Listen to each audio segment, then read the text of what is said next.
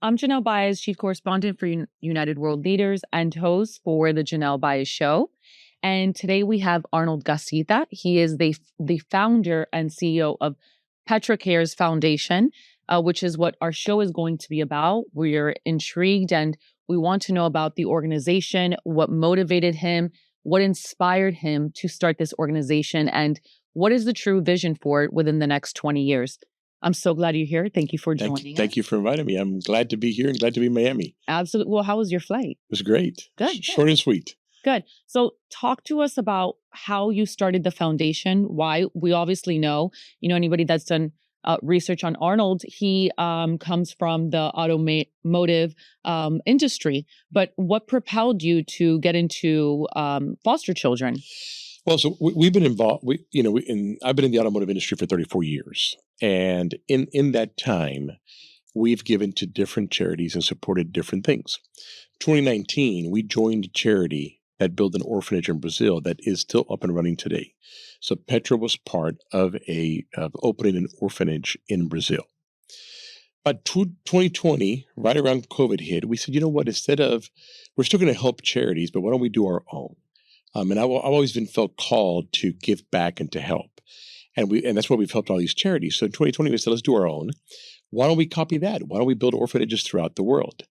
And so we started a foundation. I put a board together of prominent leaders in Houston, and we started working on creating a charity that would build an orphanage somewhere around the world every year. We invited people. At the time, I was chairman of the Houston Hispanic Chamber of Commerce. We invited special guests to come speak to the board as we were creating this. One of those guests was a judge, the largest family court judge in Houston, Judge Eric Andel. So Judge Eric Andel comes in and he says, this is cute. This is nice that you want to build an orphanage. But if you really want to change the world, here's what you do. There's a problem here that nobody wants to address. These are the forgotten ones. And then he gave us statistics. I love people like that they just give you kind of like the blueprint. This is how you should do it. And he didn't give us. They extend you their help. Well, he didn't give us the blueprint. He told us the problem. He told us the problem. So he came in, slapped us around, said, listen, that's kind of cute, but if you really want to try to change the world, you need to figure this out. And then he gave us statistics. He said, when kids age out of foster care, at 18 years old, the money stops. So all of these couples that you see that take in foster kids, the majority, listen to what I'm saying, the majority is not because they love kids. It is because it's a money thing. So the government pays them to take care of these kids. Whenever these kids misbehave, they pick up the phone and they call. So couples, agencies, homes have these kids in their system because the government is paying them. On average, these kids move from home to home every 2 years. That means every 2 years, a different school. They're not adopted by 10 years old. They're not going to be adopted. Different schools and different households. Correct. Okay, so they're completely lost. And again, if they mess up or the parents or the home doesn't like them, they just pick up the phone and go, hey, pick up Andy. We don't like him anymore. And they come and pick him up and throw him in another agency or another home. A lot of lack of stability. Very much so. There's no direction in these kids' life and there's no love in these kids' life. So he said, age 18, money stops, they get kicked out of the system. At that moment, wherever they're at in their life, in the middle of their senior school year, they're out. They're out of the home. They're homeless. They got to go find another shelter, another program, another agency or a charity that will house them and pick them up. Okay, at 18, the money stops nationwide and they're out. So the judge says 90%, the statistics are this, 90% of those kids are not going to go to college. 80% of those within 3 years will be dead, homeless, or in jail. The average lifespan is 23 years. He says, try to figure that out, try to fix that. And then he leaves. Well, and so he gave you the solution without directly giving it to you. And then we're sitting there like, what just happened? And the board, which we have an incredible board, said, let's do that. Let's figure that out. Now, we had the blueprint for building orphanages. We throw that away. But there are plenty of orphanages. Yeah. And now we're working here in our home, right, in America.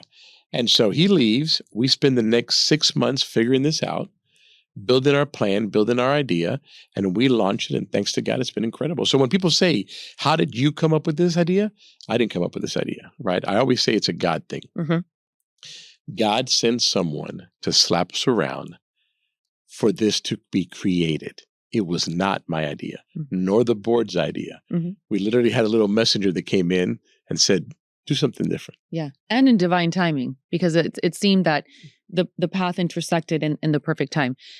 So the program is 7 weeks, ACE certified, with a partnership with Lone Star College that gives graduates 2 college credits.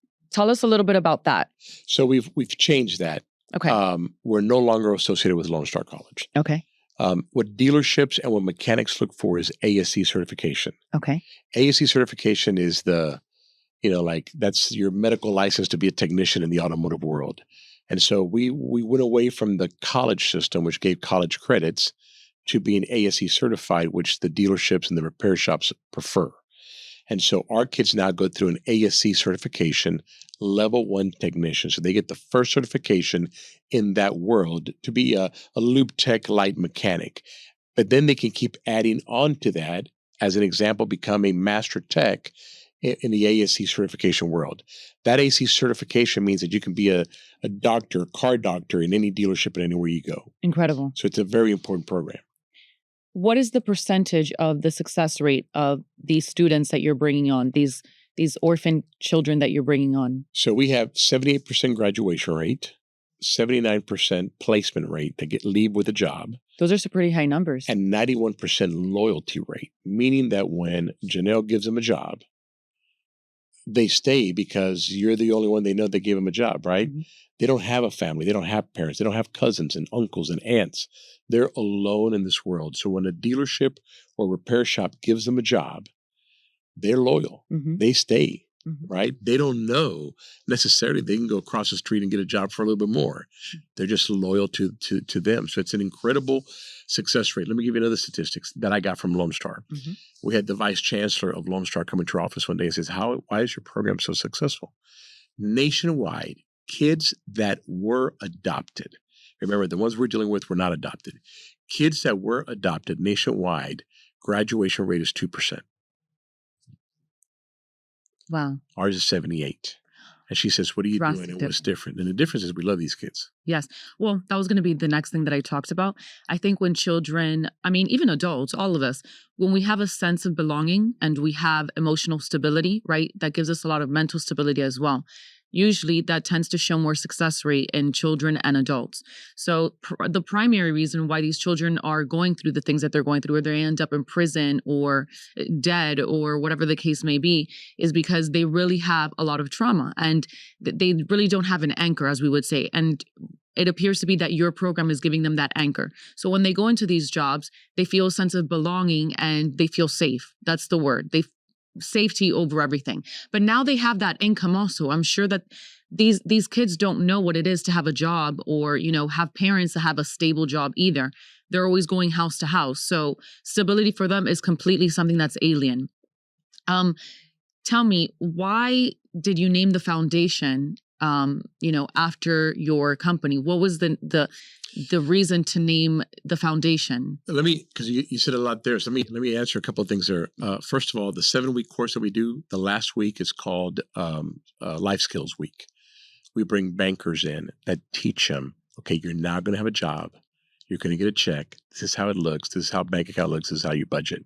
So we spend that week with HR personnel, how to do interviews, how to do resumes, conflict resolutions, how to have a boss. So that last week is life skills. And that helps the kids in something that they've never had. Second of all, you're right about the family and belonging. We had a reunion with the kids, and I thought the kids, we went around the room and said, okay, what did you get out of Petra Cares? What did you love about Petra Cares? We thought they were going to say, I got a job, I got a career, I bought a car, I got a watch. Every single one said, I have a family. Yes. I now have a family. Yes. Well, humans always remember more what they feel based, more than anything else. They always remember 100%. Emotions more than anything. You're right. I said Petra is this. So Petra Automotive Products, which is our company, the for-profit company that we have, Petra is a biblical name.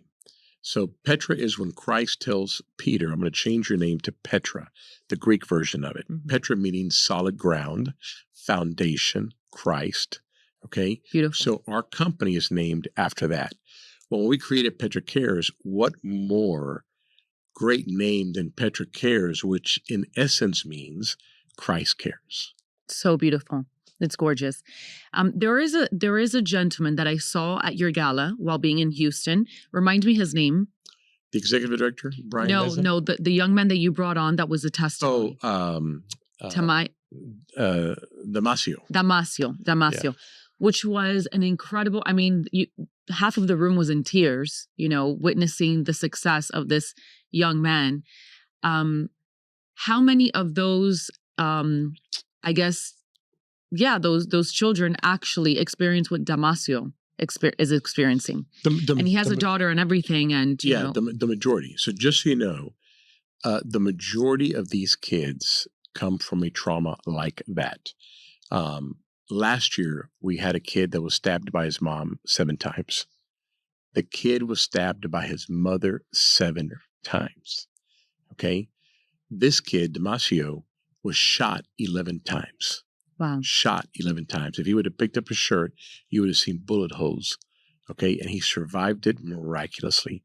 These guys are extremely, extremely traumatized, lost with nobody.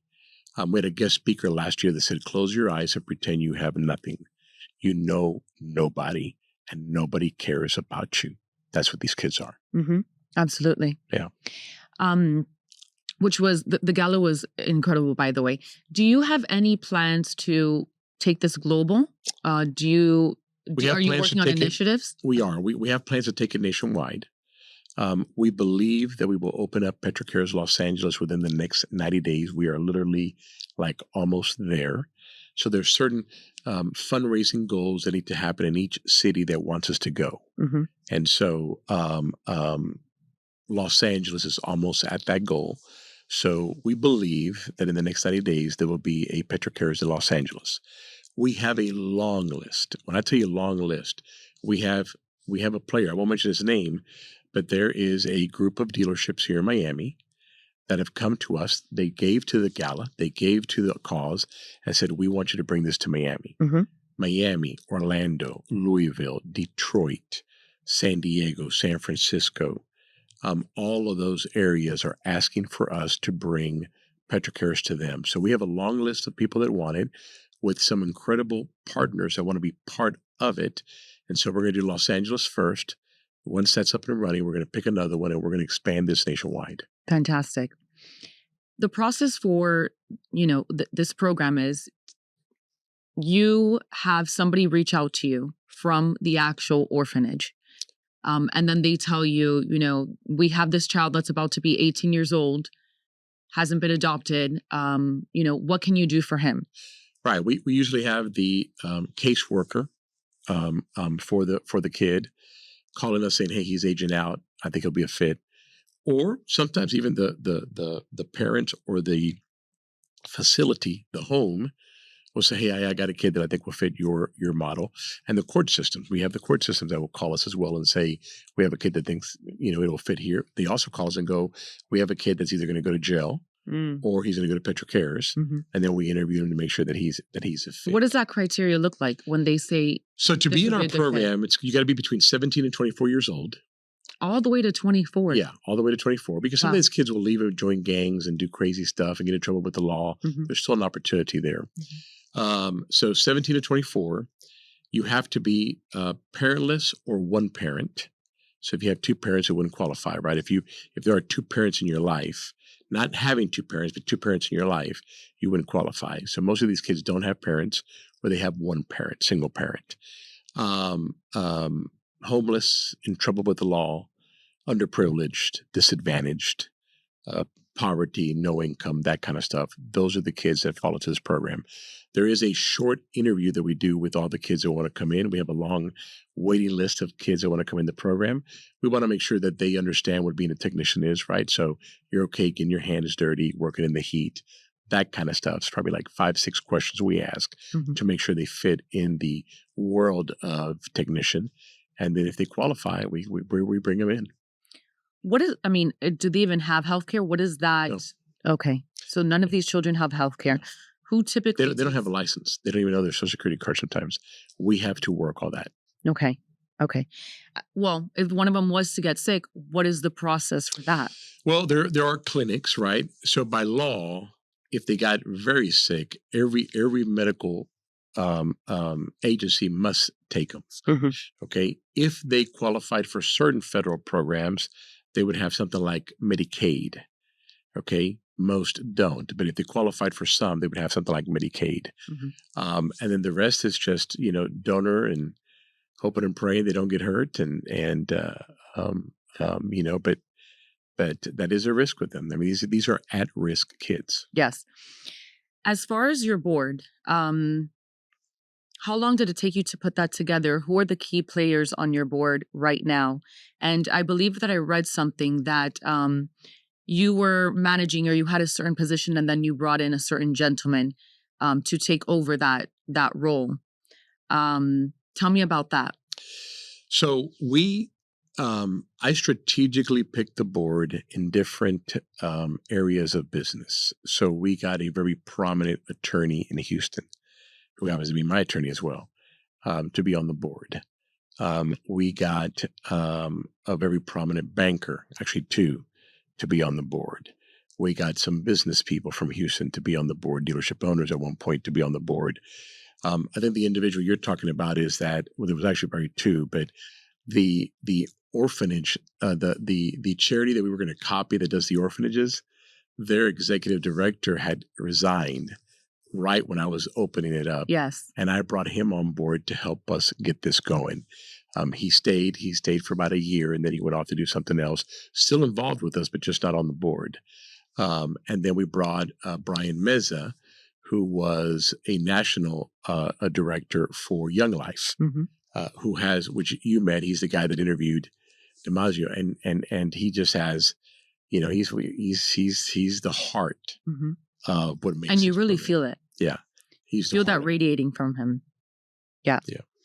I love everything that you're saying. I think one of the key things I would like to see, I think a lot of people would like to, is obviously to nationalize this on a grander scale. I don't know if other countries are doing this. It would be extremely advantageous. But there is a orphanage home here called His House. I don't know if you're familiar with it. I know the founder and CEO, the entire executive team, but they always talk about that key component. These children, when they turn 18, nobody wants them. We don't know what to do. We have an overabundance of children. And one of the things I always ask is, well, what do you guys do with it? Well, they end up out on the street. They end up in prison. Who do you have to address these issues with all these different orphanages? Well, our staff is in communication with those around Houston, right? And when we go to Los Angeles, we've already started to talk to the court systems and people that house orphanages or house kids. And it's not just government or orphanages. It could be a Christian charity or whatever charity that has, 8 beds, and they're bringing in these kids. But just to give you an idea, because I looked up the number, Miami-Dade has about 300 kids that age out every year in Miami. 300 aged out. Now that's compounded every year, right? So in 10 years, you got 3,000, et cetera, blah, blah, blah. You're telling me that the business people in Miami can't fix 300 kids? Yes, exactly. Right? So we're going to come to Houston. We're going to find those business people. We can solve this problem. I know people may think it's a big dream and, you can't do it. I am telling you, we can solve this problem. Well, it all has to do also with how determined and focused somebody is, right? If nobody's really focused on it, we can solve pretty much anything in this country if we really want to. The question is, why are they eager to do it, right? And I feel that every single person has a different calling, different purpose. But you have definitely mastered, the problem solving around this situation. And it's something that when I was at your gala, I had never heard of anything like this before. Do you want to continue placing these children in the job market that has to do with car services and automotive industry, or will there eventually be other options as well? Other options. So again, in 90 days, one of the things we're doing in Houston is in 90 days, we're opening up a new class that's an accounting class, really aimed still at the dealership world, automotive world. It's a warranty clerk and title clerk. So think about if you ever took your vehicle in to register at a courthouse, the people that are registering your vehicles, it's teaching that expertise. So that will be a 5-week class, and that class can be hired by any county or city and can be hired by automotive dealers as well. That'll be a 5-week class. So we will have now a technician class and a accounting / warranty clerk, title clerk class. That's fantastic. We're also in communication with a company, a very well-known construction company nationwide, who is coming to us, who has written a curriculum and wants us to teach certain positions in the construction world. So that may be our next opportunity, but we've also talked to medical about doing a medical assistant. So to answer your question is, we are expanding beyond the automotive world, and we're going to teach kids different trades. Let me tell you one more thing that you may not know. Talking about 300 kids in Miami-Dade. Every kid that goes to federal jail costs taxpayers $167,000 a year. We can change. That's key information, right? We can change their lives for $9,000. Yeah, you flip the switch. Now they are contributing to our economy as well. Yeah. Well, and I think that that's one of the key things that I'm sure that you pitch when, you're discussing this on a very national level. How many girls are part of your data? Are there any young women? So out of 151 kids that have gone through the program in 3 years, only 2 have been women. Wow. That says something. That tells a story. Well, I mean, they don't want to be mechanics, right? Right. That's the thing, which we understand too. But I can tell you that every time we have met with a group of kids that are in this situation, and we meet with young ladies, it's devastating, their stories. Yes. It will rip you apart when you hear them. I've heard some of them. And so that's why we're creating this accounting class, which we think will be predominantly women. Yes. And so we'll be able to help that side as well. Yeah. I was wondering because, obviously the mechanical world is more inclined towards men, but I know that there's so many girls that are also orphans. And I wonder, well, when they turn 18, what are the statistics on them for going to prison? And, or I don't know, how many of them do they end up dead or in gangs? Do you have or sex trafficked? So what happens? Right. And I'll give you one example. We met this girl at a Christian housing agency that was taken from her country when she was 13. She doesn't know who her parents are. Completely doesn't know her identity and who she is. And got pulled out of her situation and thrown in this home, and is completely lost. Completely lost. Heartbreaking. And like that, there are many, many more. So there has to be something done for them as well. And so that's why we quickly came up with a plan. And you know what I love, Arnold, that it's funny because I work also in the finance world. I do wealth management, but not a lot, very few, but I've heard comments of these men saying, women shouldn't be in the finance world. This is a man's world. But there's so many women that are actually billionaires and self-made and are excellent with numbers and are extremely intelligent. So you just brought up something that, counter fights what that claim is. So you're creating an accounting structure primarily for these girls so that they can choose that over mechanics. And I think that's something very special. Yeah. And they have the right to choose mechanic if they want. Right? Absolutely. That's all on Absolutely. On it's them. not something that's but very common. I have a daughter too who happens to live in Tampa. And I would never put anything past her of what she can and cannot do. Exactly. And most people that know us say that she's a woman version of me. So I'm never, she can do whatever she wants. So she's very intelligent. And that's why we butt heads sometimes. Yeah. Well, but that speaks volumes, obviously, as a man, because that's a very wise perspective. Also, anybody that can see that women can do a man's job when it comes to cerebral things, maybe not physical things, sure. But it's a wise perspective. What do you see for Petra Cares Foundation within the next 5 years? I think that we will be in the next 5 years in a dozen cities. We will be at least in 12 cities nationwide, And we will be a dominant force changing the lives of kids that otherwise would be lost. These are the forgotten. These are the kids that are forgotten, that nobody cares about, nobody talks about. They're just a number thrown somewhere, and we're gonna change. We're gonna change the landscape of America and what we're gonna do. I love it. What does it require to expand a team like that? So it takes about $1 million per city. Okay. So every city that we open adds $1 million to our expense budget. So we got to pick up another $1 million. So every city we open, we need another $1 million. This is one of the reasons why I joined United World Leaders. I don't know if you did any research on us, but we are a global institution, but our members are primarily prime ministers, global heads of state, royalty, and affluent business owners. And being around a network like that, it's like the possibilities are endless, because anything that you need, you're in such close proximity to it. And these are such visionary thinkers, visionary action-oriented people that are really global shifters in policies and many other initiatives as well. So I immediately wanted to interview you when I saw you, because you're making such a huge impact and such a difference. And it's something that's so unique. Nobody does what you're doing. No, we won. We have won awards because there are charities that will house, there are charities that will clothe, there are charities that will feed, there are charities that may transport you, but there's no charity that does it all from A to Z, with the exception of housing, right? And we don't do the housing, but we get you housing.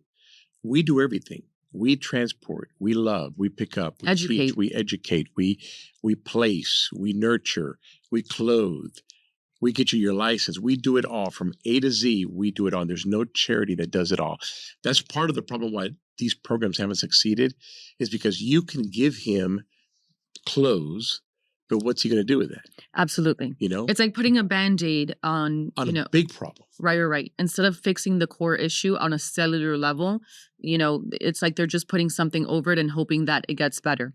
But it's a really psychological thing. It's a very cerebral thing, because you have to change the mindset of these children. It all starts with the psychology of it. And the trauma is so profound sometimes. I mean, this is what the CEO of his house has, in dialogue, she shared with me that the trauma is so grand sometimes that, these children will be in there for years and they will see no difference in most of them. No difference, because they're missing that component of a loving, stable community, right? What does that mean? Parents that will house them without returning them back. A place where they can work or go to every single day, and somebody's nurturing them, loving them, or speaking life into them. And then what do they have in closest proximity with them? They're surrounded by other children that also have trauma. So what are they really working with? And this is why what you're doing is so revolutionizing. It's incredible, and I commend you. Yeah, and they don't have that love. I mean, remember when a parent stabs you 7 times, you're perplexed because you're thinking, and that's the this person is my mom. that They're supposed to love. Correct, and that's the person you love the most, and supposedly loved you the most. There's nothing you and I are going to say that's going to convince that kid that we love him. Absolutely not. Because the person that was supposed to love them the most betrayed him. Yes. And so it takes time. It takes time of holding hands. When these kids come into our program, you need to come back to Houston and do a program like shoot day 1 of class, then come back at the end of 7 weeks and shoot that class again. You're going to see day and night. Okay? Be honest with you, class day 1 is scary, right? These kids are traumatized. They don't believe anything you're saying.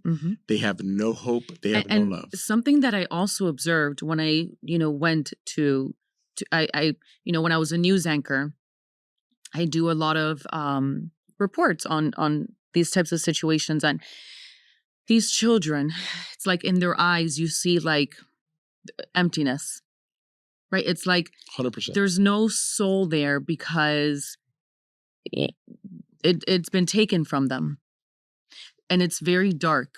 It's very dark. It's very dark, and you're right on. I mean, you look in their eyes, and it's like scary. Yeah. And I'm even a 7-year-old. One time, I looked in her eyes, and I'm like, she looks like she would kill me. And I'm like, and she's 7, but what has this girl gone through? And everything's ripped away from them. Absolutely. Absolutely. So it's understandable why they have no soul. But there is no loss of hope because we can always bring back that soul. Is there something that the audience should know that you would like to share? Well, look, every kid we save is a soul that is saved, right? Every kid that we save is a human being. And I always tell people, what's the value of a human being? It's there is no price, right? Human beings are priceless. You cannot put a number on it. We're literally saving a human being from potential death or imprisonment. Crazy stuff, right? So, and more importantly, for the people that think about fiscal matters, yeah, and every kid that does go to prison, it's costing the taxpayer society $167,000 a year. Right. So what we want people to know is that there is hope, right? There is hope in what we're doing. These kids, their lives are changing. We have kids now that are married, kids that got their apartment, bought their first watch, first car, right? It's exciting things when we come back to graduation and you see the other kids that graduated come with their successes, you know what I mean? Or at the reunion when they bring the fiance and this is what I'm going to get married to. We're changing these kids' lives. So what do we need? We need a couple of things. We need prayer. We need money. Right? It costs $9,000 per kid. Everybody that gives $9,000, you change a life. Yes. You changed a human being life, which is a very small cost. Which is priceless. It's nothing. Yeah. Yeah. And then we need dealerships, repair shops that will hire these kids, right?